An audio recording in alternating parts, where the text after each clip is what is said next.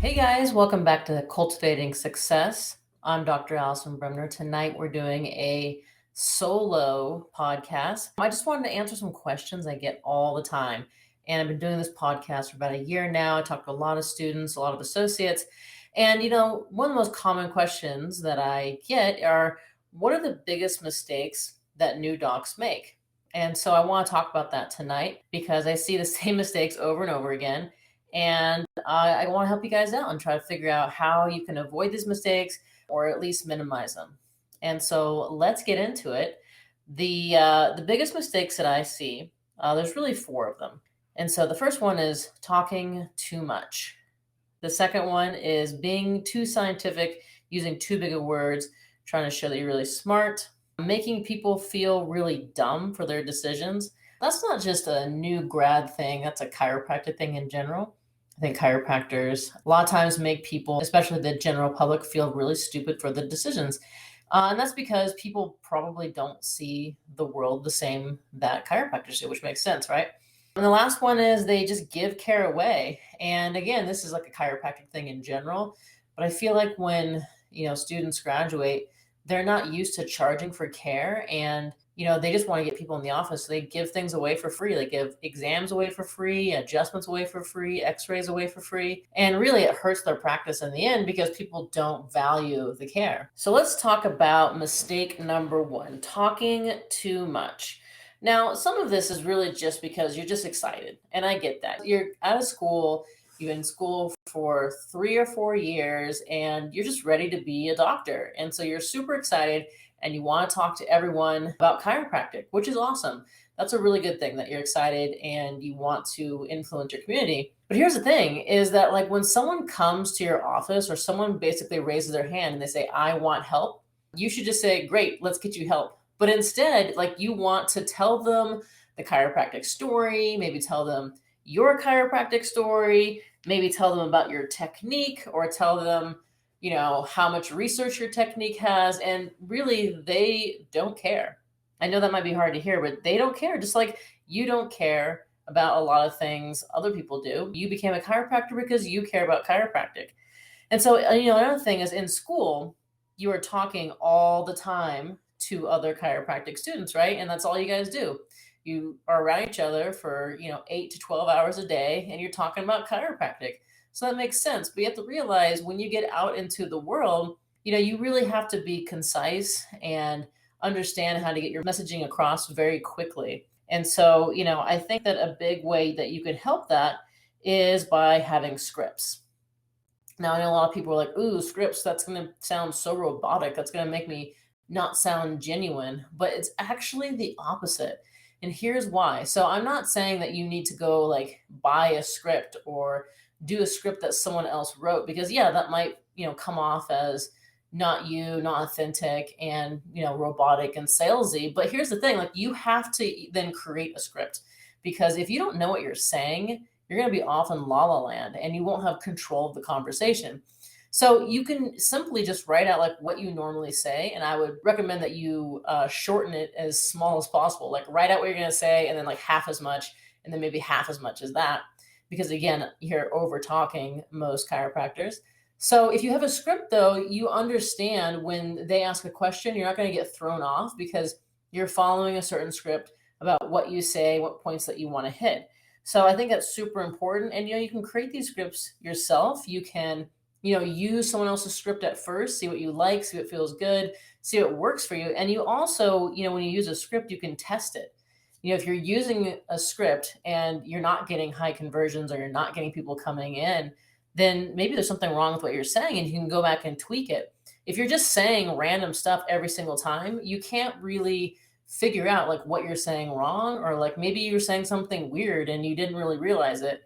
And so that's why scripting is super, super important. Another thing that you can do to help avoid over talking is understand that patients don't need to be educated. Like that, again, you've probably heard this podcast. That drives me bananas when like I hear docs and chiropractors like, you have to educate your patient. They have to get it.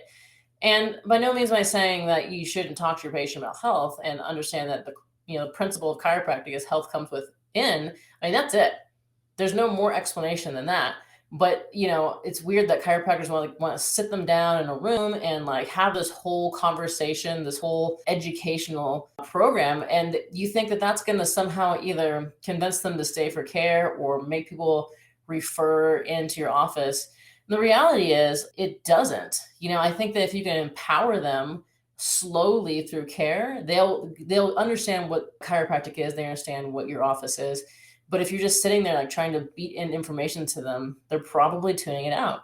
I mean, like imagine yourself driving down the street and your car starts to make some sort of like weird noise. And you're like, what is that? And all of a sudden it starts like spitting and like stalling. And you're like, oh no, something's wrong with my car. But like, you're not a car person, so you have no idea.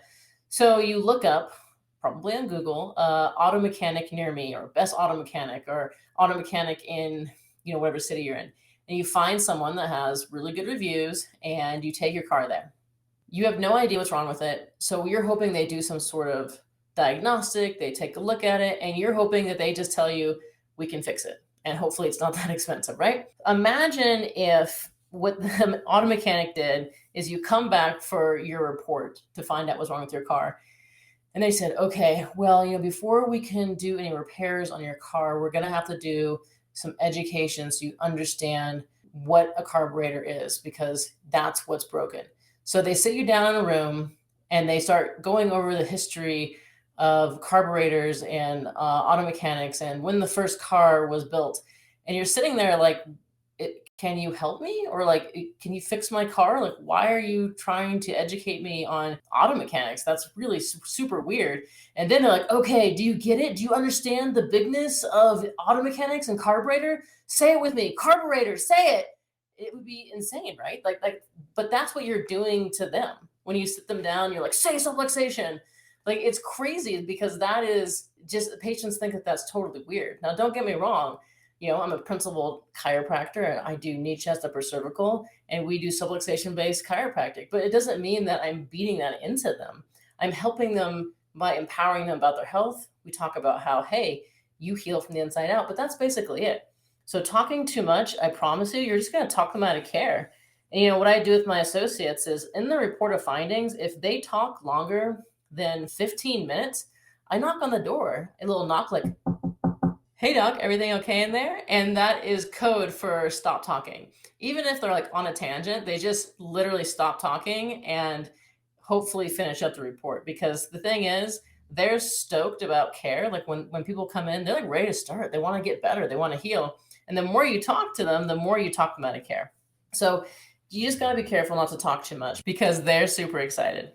Let's talk about being too scientific. And again, some of this is just because you've been in school, you've been using all these doctor words, you had to take boards, you had to memorize all this stuff. Maybe you did extra seminars, especially if you are some sort of specialty within chiropractic.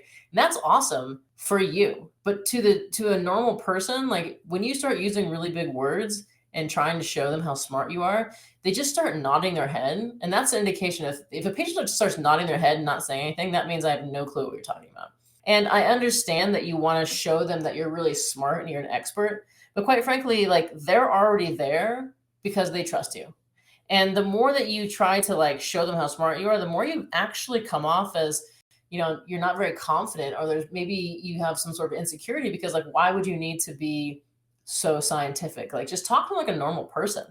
And, I do think that there is actually, a lot of chiropractors that, do have sort of, they feel like they're not smart enough, or people don't quote unquote believe in chiropractic enough. So we have to show them how scientific chiropractic is.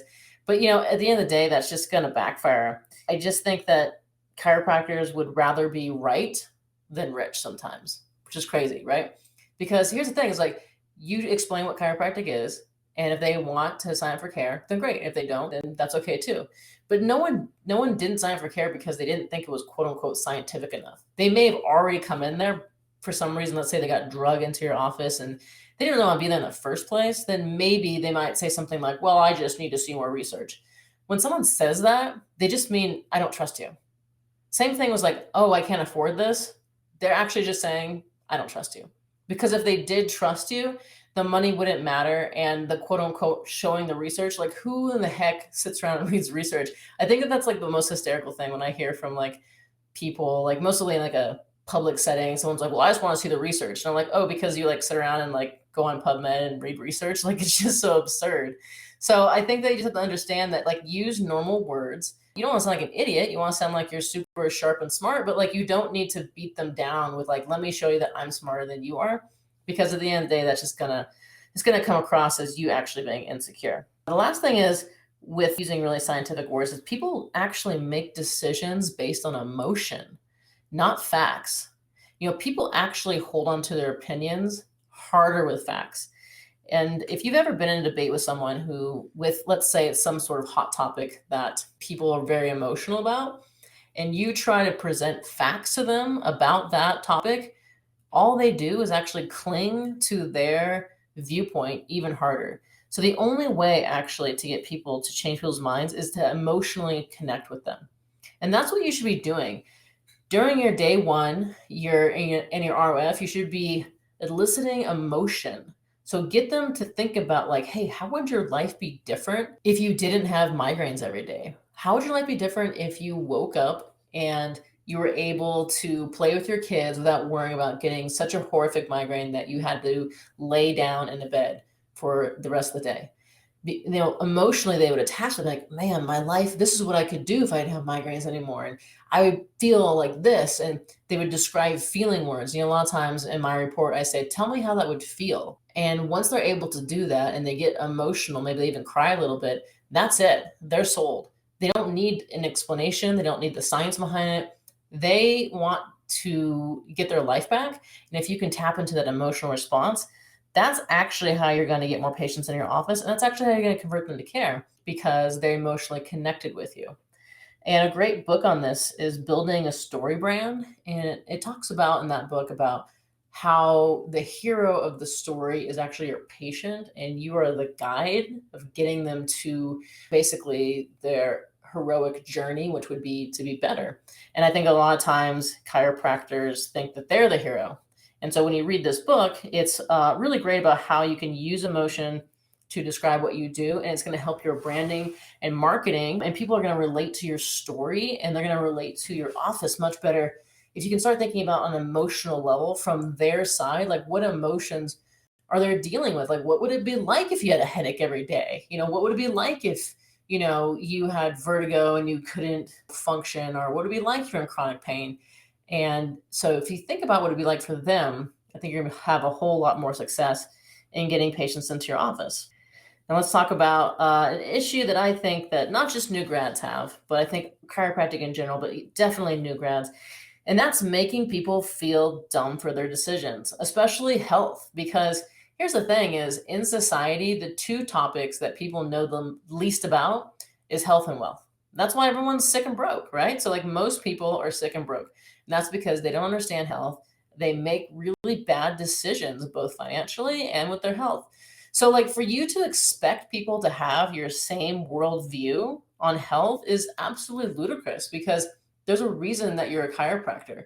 You probably feel really passionate about helping people and getting them healthy. And that's great. And you should have that passion, but understand that other people have probably made some pretty terrible health decisions before they get to your office, and making them feel stupid about that health decision. Like, oh, you went and got surgery. Like, why did you do that? Or, oh, you took that medication. Like, don't you know that medication does this, this, and this? That doesn't help them get better. Now, it's fine to, let them, if they ask you, like, what do you think about this medication? And, legally you can't tell them about the medication, but you can say, hey, is that a goal of yours? Do you want to avoid surgery? Do you want to avoid drugs? Do you want to like be healthier? And, hopefully if they're in their office, of course that they do. So you can help guide them through that to get healthy. But like, they're not going to have the same worldview that you do. I mean, if you can think about when COVID was happening, chiropractors had a different worldview than the outside world. And, it was very challenging. But if you got into a fight with someone on Facebook or with Thanksgiving or something like that, like, did you change anyone's opinion? No, you didn't. So you had to just sort of accept that like your worldview was different than theirs. So instead of making people feel dumb for their decisions, you need to figure out how to empower them to choose healthier decisions. And once they're in your office, you're going to slowly start to change their minds. For most people. For some people, I have people that have been patients for years and years and years, and they still make decisions which I would not make that decision. They're like, oh, I had this horrible migraine and I was going to come in and then I didn't. So I just like took a bunch of medication and then I called you because I knew I had to get in. And I'm like, why didn't you just come in before you did that? But the thing is, like, I'm not going to make them feel stupid. I just say, well, I'm so glad you're here now. Let's get you feeling a whole lot better. Let's check you to see, what's going on with your nervous system and brain. And they're happy. I'm not going to make them feel stupid for not coming in earlier. And to sort of bring this home, to think about, your own experience, like think about a time where someone made you feel really stupid for your decision. Did you want to do business with them again? Like, you're like, oh, that felt really awesome. I'm going to make sure I give them a whole bunch of money. No, I mean, I can think of an example. Yeah, I've been talking about my dog a lot because I spent a lot of money on him. And we went to this one trainer. First of all, they just like didn't even interact with us. Like, okay, they started like training him. And I'm like, what are you doing? And I would ask a question and she would get so mad that I asked a question. Like, I interrupted the training time. I was like, I don't understand what you're doing. Like, I kind of, sometimes when I'm doing training, I say this to him and I said some sort of word. And she was like, well, dogs don't speak English. And I'm like, yeah, I know they don't speak English. I was just saying, obviously I'm doing the wrong thing and you're doing the right thing. And it just was ridiculous because she was so condescending and so mean that I was like, I'm not going to pay you $160 for a session in dog training when you're being a jerk, even if maybe that dog training may have been good for him. I mean, I don't think so. We found another dog training place that's much better, but I was like, I don't even care if this works. Like, you're such a jerk and make me feel so stupid for my decisions of what I was doing. Like, I don't want to come in anymore. So, I mean, think about that. Like, try to make sure that you're not doing that to your patients, because I'm sure you can think of a time where someone made you feel really dumb for your decisions and it felt like crap. So just try to make sure they're not making your patients feel stupid, because, they'll leave. And the last biggest mistake I see all the time is giving care away for free. And again, chiropractors do this in general. You see these ads all the time. It's get your free exam and x-ray and adjustment and massage and I don't know, 10 other things thrown in there for free. All you gotta do is just come in, because they're so desperate to get people in the door that they're just giving stuff away for free. And you might be tempted to do that in the beginning. And I understand why. You're just wanting to get people in there, get your hands on people. And, I get it, because you're so excited to do chiropractic and you want to get people in the door. But here's the reality. If you just give away care, one, obviously you're not making any money. So like, how can you possibly sustain that or keep the doors open? And two, like, people don't value chiropractic. It's always weird to me in a social setting when, I'm like at a bar or something. And a lot of times I don't talk about what I do because I hear the most wackadoodle things. And, sometimes people are like, oh yeah, like Alison's a chiropractor. And like, oh yeah, will you like adjust my back? And like, we're sitting at the bar and I'm like, what? Like, no, I'm not going to adjust your back here at the bar. But the thing is, someone did that. A chiropractor adjusted them at a bar one time. Otherwise they wouldn't ask. So I think that, like, we have to think about what we do is valuable. It's not a party trick. It's not like, oh yeah, why don't you lay down and I'll adjust you in like the middle of the bar, or, I'll adjust you in this like public settings. Because when you do that, you're just devaluing chiropractic. That's some sort of party trick that you can just do anywhere. So I think that just in general, that's the thing that maybe think about that you do. I understand when you're a student, you're just trying to adjust anyone you possibly can. But as a doctor, like, please don't do that. And another reason why I think that chiropractors give things away for free, so maybe that's like not the adjustment, but like the x-rays and the exam, and you come in and then it's like a $20 adjustment, because, their money mindset is in a lack mindset instead of an abundance mindset, which is, I'm just going to charge very little to get as many people as possible, because, the public doesn't think chiropractic is valuable. So, I think it's valuable, but they don't think it's valuable. So I'm going to offer like basically $20 adjustment, which actually the opposite is true. The more you charge, the more people actually come in and pay, and they're happy to pay. And guess what? You make money for a service that is probably worth twice what you're paying. Even if you're the most expensive doc in the city that you're at, I would argue with you that it's worth probably double, because it's life-changing to people. It's life-changing. It is effective, and chiropractic works quickly. Like, I can't think of something else that is that effective. And so you should be, in exchange, given money for your service. Just because you're of service to people and providing a service doesn't mean you shouldn't be compensated. In fact, because you're putting positive energy into the world, therefore you should get positive energy back.